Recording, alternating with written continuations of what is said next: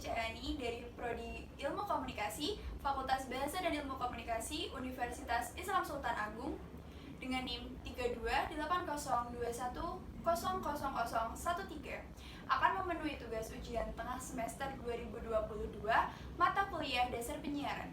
Yang akan saya paparkan adalah kelebihan dan kekurangan sistem penyiaran digital di Indonesia.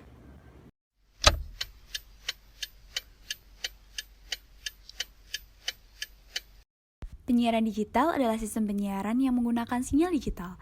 Perkembangan sistem penyiaran digital termasuk perkembangan yang sangat pesat dibandingkan sistem lainnya. For your information, Indonesia adalah salah satu negara yang belum sepenuhnya menggunakan sistem penyiaran digital. Negara-negara lain telah terlebih dahulu berpaling menggunakan sistem penyiaran digital. Menurut Kementerian Komunikasi dan Informatika Republik Indonesia, digitalisasi penyiaran di Indonesia akan dilakukan pada bulan November tahun 2022. Langkah ini adalah langkah yang besar dalam membuat penyiaran televisi di Indonesia semakin baik. Setelah November 2022, televisi analog sudah tidak lagi digunakan. Sistem penyiaran digital adalah sistem yang baik dengan beberapa keunggulan. Berikut ini keunggulan dari sistem penyiaran digital yang menguntungkan bagi masyarakat Indonesia.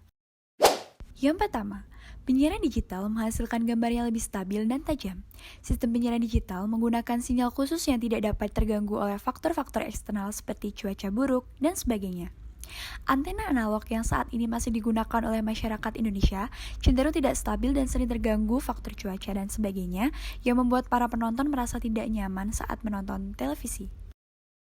Kedua adalah kemampuan penyiaran dalam HDTV.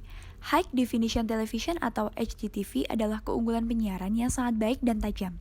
Sistem penyiaran digital mampu menghasilkan tayangan HD dengan 1080 megapiksel. Dengan HDTV, gambar yang dihasilkan akan lebih berwarna dan lebih nyaman untuk disaksikan oleh masyarakat Indonesia. Keuntungan yang ketiga dan terakhir dari sistem penyiaran digital adalah kemampuan multi-channel. Multi-channel adalah paket pilihan channel yang bisa dinikmati oleh para pengguna televisi digital. Biasanya, channel seperti ini datang berupa paket channel dengan kriteria yang sama. Seperti contoh, jika seseorang hanya ingin membeli paket multi-channel untuk menonton pertandingan olahraga, maka channel yang didapatkan hanya channel-channel yang menyiarkan acara olahraga. Dengan beralih ke sistem penyiaran digital adalah sistem yang baik dan akan memajukan teknologi penyiaran di Indonesia.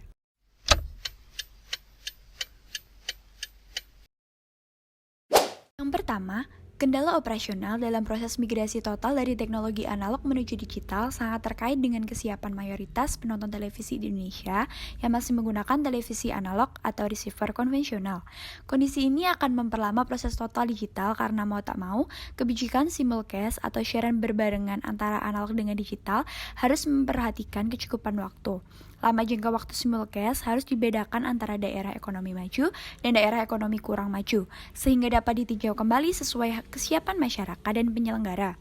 Sehingga jika pada akhirnya TV analog dapat dihentikan secara total, tidak menimbulkan kesenjangan baru. Bahkan jika masyarakat belum menemukan siap, perlu dibuka kemungkinan lain, yakni tidak harus dilakukan total switch off pada televisi analog.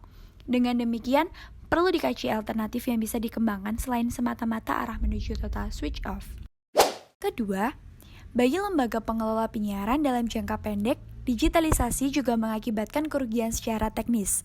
Kerugian justru berasal dari pemancar televisi lama yang tidak dapat digunakan. Pasca migrasi digital, seluruh materi stasiun televisi.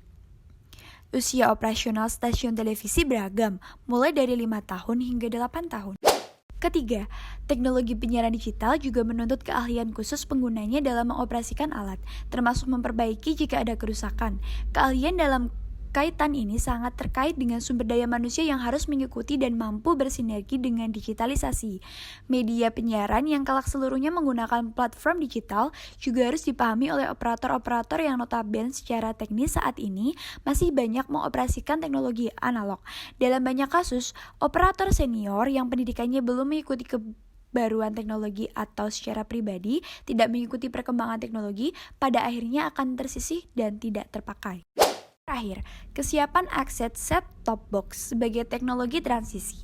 Dalam pelaksanaan siaran digital, diperlukan teknologi bernama set-top box atau bisa disebut STB, yaitu sebuah perangkat tambahan berupa rangkaian konverter untuk menerima sinyal digital yang dipancarkan oleh sistem DVB T2 yang kemudian diubah ke dalam sinyal analog agar dapat ditampilkan pada monitor TV analog.